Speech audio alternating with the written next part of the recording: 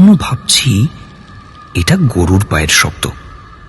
এমন সময় আমাকে একরকম হতবাক করে দিয়ে আবছা অন্ধকারের মধ্যে থেকে একটা সুদীর্ঘ হাত বেরিয়ে এসে একেবারে আমার বুকের কাছটায়, না, বুকের ঠিক উপরে এসে পৌঁছল।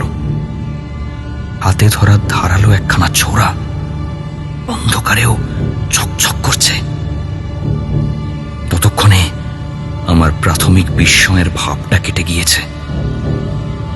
আমি তাড়াতাড়ি পাশ মোড়া দিয়ে ছোড়া সমেত হাতখানাকে ধরে ফেললাম। কিন্তু এ কি, এ তো বাঁশের লাঠি। আর পরক্ষণেই কে যেন এক ঝটকায় লাঠিখানা আমার হাত থেকে ছিনিয়ে নিল।